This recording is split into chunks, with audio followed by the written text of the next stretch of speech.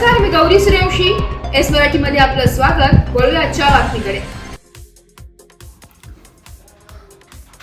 शिक्षण परिषदेच्या वतीने शिक्षणाधिकाऱ्यांना निवेदन देण्यात आले. या प्रसंगी उपशिक्षणाधिकारी भास्कर कणोज उपस्थित होते. निवेदन देऊन संबंधित लिपिकांना समक्ष भेटून प्रलंबित कामकाजाबाबत पाठपुरावा करण्यात आला.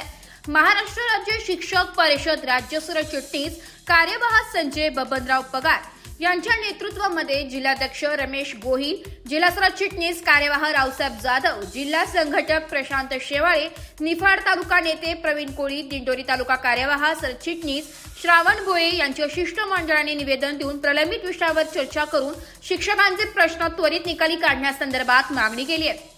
निवड श्रेणी प्रारूप यादीमध्ये डिसेंबर 2024 अखेर निवड श्रेणीस पात्र ठरणाऱ्या परंतु वंचित राहिलेल्या प्राथमिक शिक्षकांचा नव्याने समावेश करण्यासंबंधी जिल्हा मागणी करण्यात आली आहे. निवड श्रेणी त्वरित मंजूर करण्याबाबत सकारात्मक चर्चा झाली आहे. आज जिल्हा परिषद नाशिक येथे शिक्षक परिषदेच्या वतीने निवेदन देण्यासाठी राज्य कार्यवाह माननीय संजय पगार सर यांच्यासमवेत जिल्ह्याची टीम आली होती. यामध्ये जिल्हाध्यक्ष रमेश गोहिल, जिल्हा सरचिटणीस स्वतः रावसाहेब जाधव, जिल्हा संघटक प्रशांत शेवाळे, तालुका नेते प्रवीण कोळी सर आणि दिंडोरी तालुका सरचिटणीस श्रावण भोये सर उपस्थित होते. यासंबंधी दिलेल्या निवेदनाबाबत माननीय संजय पगार सर सविस्तर माहिती देतील. आज 2 निवेदनं देण्यात आली. त्या 2 निवेदनांमध्ये प्रथम निवेदन आपण असं दिलं की प्राथमिक शिक्षकांची जे प्रलंबित कामे आहेत ते तालुकास्तरीय आस्थापनांकडून करीत असताना सेवा ज्येष्ठतेचा उपयोग केला जात नाही. यामुळे अनेक भ्रष्टाचाराचे प्रकरणं होतात आणि म्हणून आपण अशी मागणी केलेली आहे की गटस्तरावरील आस्थापनांकडून प्राथमिक शिक्षकांचे विविध कामं करीत असताना ते सेवा ज्येष्ठतेने व्हावे.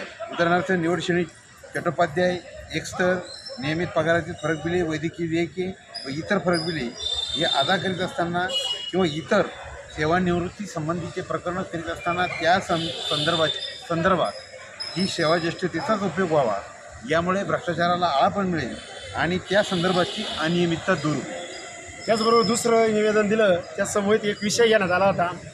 पहिल्या निवेदनासोबतच 1 नोव्हेंबर 2005 पर्यंत जाहिरात निघाली किंवा अधिसूचना निघाली अशा शिक्षकांचे GPFचे खाते उघडण्यासंदर्भामध्ये प्रलंबित प्रस्ताव आहे. बऱ्याच दिवसाहून 1 महिन्यापासून एकच टेबलला प्रस्ताव आहे.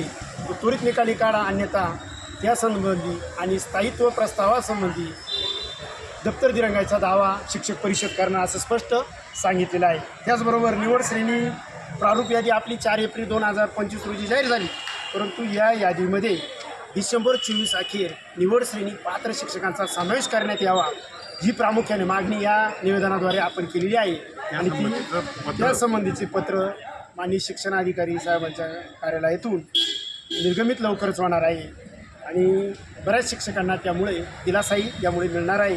यासोबतच बरेच शिक्षकांच्या प्रलंबित कामांसंबंधी आज पाठपुरावा केला आणि या पाठपुराव्याला यश जर मिळालं नाही, शिक्षक परिषद आंदोलनाची देखील भूमिका घेईल. धन्यवाद. जय एस मराठी न्यूजसाठी प्रतिनिधी भाऊसाहेब पिंगळ, निफाड. अशाच नवीन ताज्या घडामोडी जाणून घेण्यासाठी आमच्या एस मराठी न्यूज चॅनलला लाईक करा, शेअर करा, सबस्क्राईब करा आणि बेल आयकॉनला क्लिक करायला विसरू नका.